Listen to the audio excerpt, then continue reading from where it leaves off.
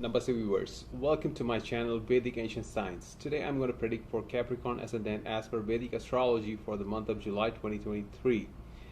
If you know your ascendant sign as per Vedic Astrology, then you can watch this video. Okay. At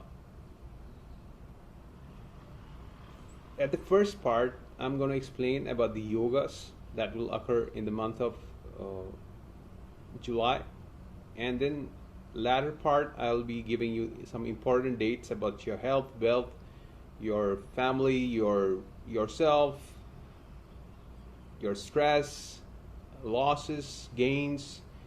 I'm going to give you really important dates that will surely gonna happen in the month of July. Okay, starting with the yogas that will occur from 1st till 8th of July. Saturn in the second house. Okay, Saturn in the second house will be aspecting your 4th house, 8th house, and 11th house. Then Rahu and Jupiter in the 4th house. Okay, Rahu and Jupiter, they are aspecting 8th house, 10th house, and 12th house. Okay, Ketu is aspecting from the 10th house, is aspecting your 2nd house, 4th house, and 6th house. Sun and Mercury, they are in the 6th house, making a beautiful conjunction. Buddha Aditya Yoga, that's a beautiful conjunction. All right.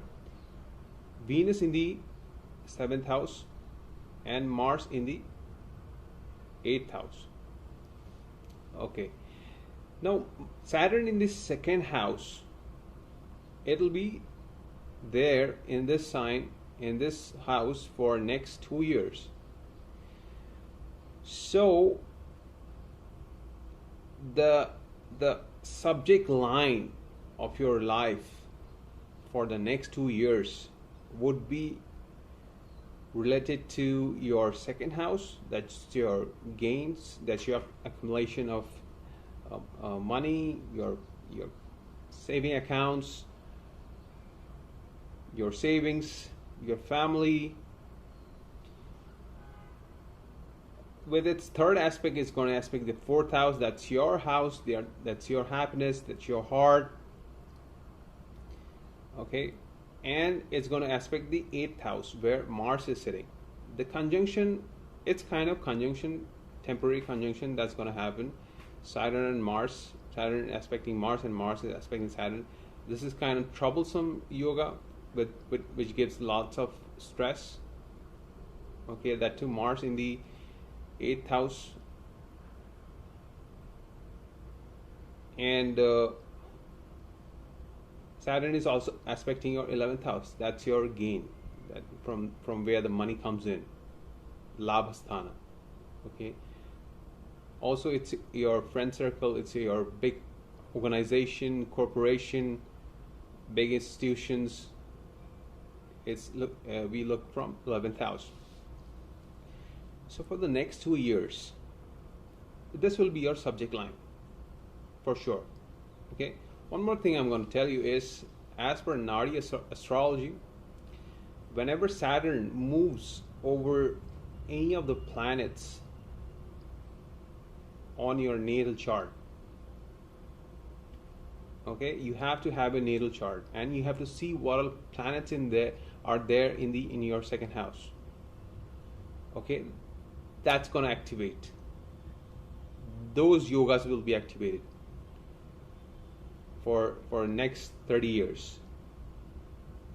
Okay, if it's dormant, those yogas are dormant. Yogas are normally in your natal chart, they are dormant unless and until Saturn moves over, Jupiter moves over, Rahu moves over, Ketu moves over.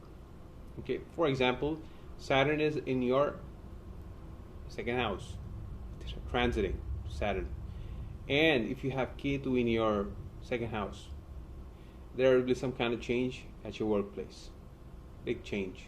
Maybe you will cut off with everything what you were doing, and you'll start something new, something you like. Okay, maybe it may not give you that kind of money, or may give you that kind of money. if Venus is there in your second house and Saturn is moving over Venus, then obviously some kind of new income will start coming in. Okay, if Moon is there, then you're going to Sarasati. Sarasati is a troublesome 7.5 years.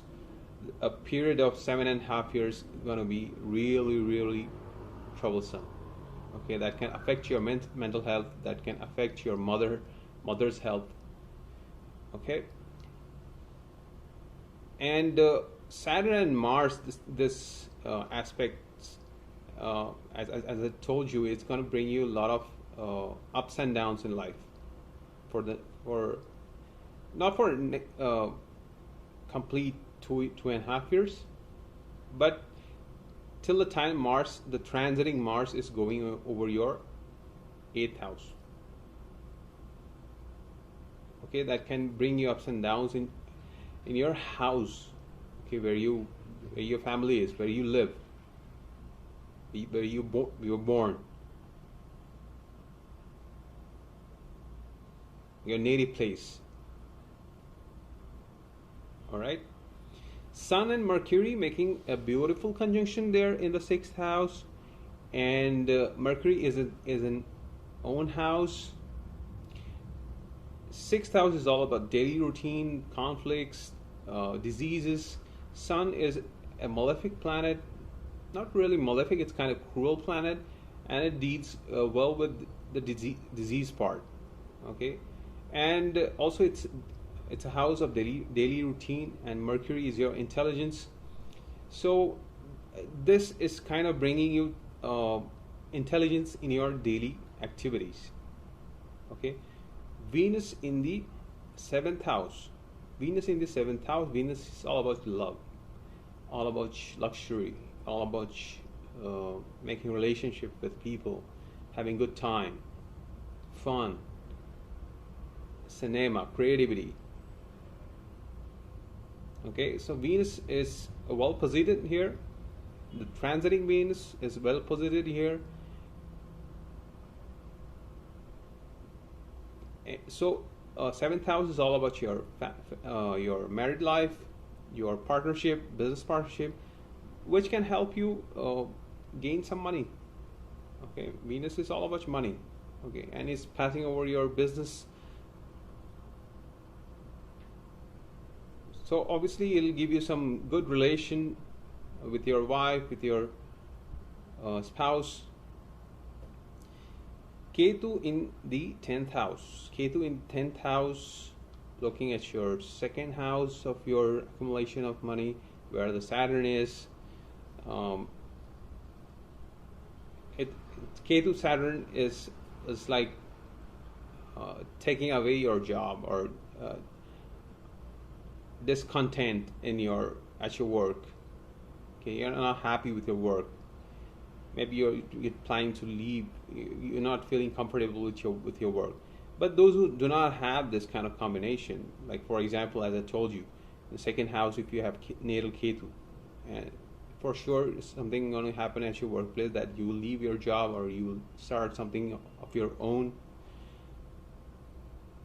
Okay, but Ketu in this 10th house is kind of making you not liking your work, because Ketu is also aspecting your 6th house, your daily routine.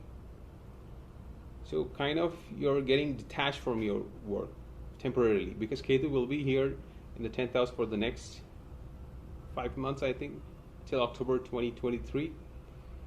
So if you're planning to make something drastic change, just be calm and let it pass. Okay, do not take risk, and have patience.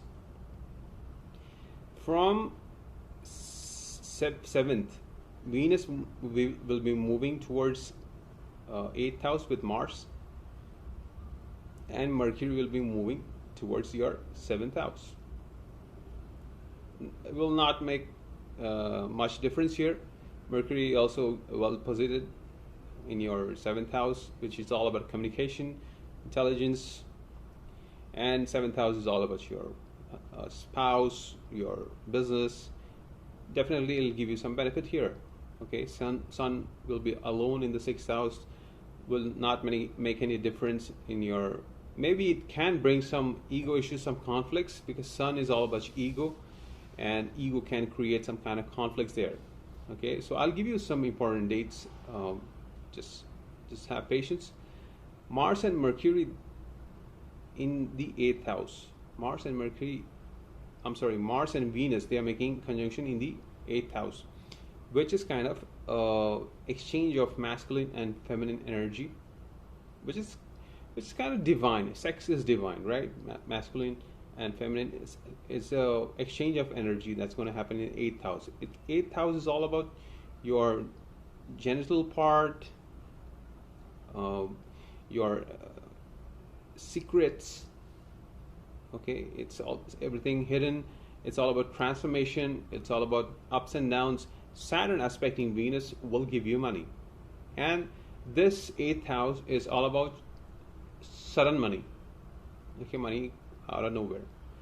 When Saturn is aspecting Venus, definitely some money is going to come. All right. Now from 17th, Mercury will join Mars and Venus. Okay.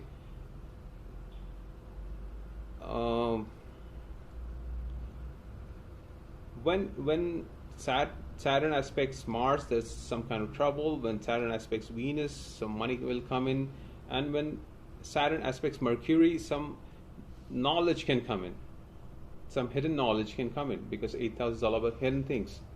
And also Mars Venus Mercury is a kind of Lakshmi yoga.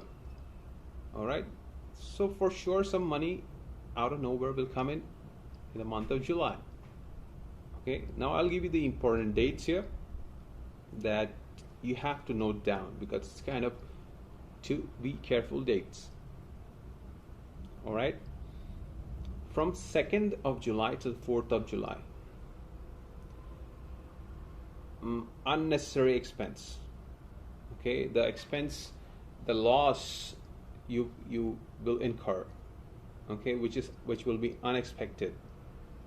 Okay, maybe it could be related to something about your house, that you're gonna restore something in your house. Something is broken and something you want to fix it, and that's the expense. Maybe your child broke something and you got to fix it. That kind of expense can come in. Okay, maybe some kind of expense for your mother's health. That kind of expense can happen. Unnecessary expense or unexpected expenses or loss can happen. Okay. Then you have to take care of yourself, your health, your conflicts, mainly conflicts, 15th till 17th. Some fight can happen related to your, maybe your in-laws, if you have in-laws, or some kind of conflicts, or maybe some kind of disease, temporary disease can come in that can trouble you. And from 28th till 22nd, you have to take care of your mental stress, because this kind of stress can come in out of nowhere. Maybe you're dating somebody and then something happened between you people, and then something happened and some stress will come in, which you have to plan. I mean, the days I'm giving you to be careful is like so that you can plan and you know that this is going to happen, so you can ignore, because this is all, it moves on. Planets are always moving. Okay, so you have to move on. Forget about the past. You got to focus in the future. Okay, now when you're going to get money, when the money is coming in, if you have business, then these days these dates would work. But people who are like 9 to 5 jobs, for them monthly or weekly money can come in. Okay, so what are the dates that money can come in into your bank account? From 6th till 8th of July, money can come in. Money can come in from 28th till 22nd.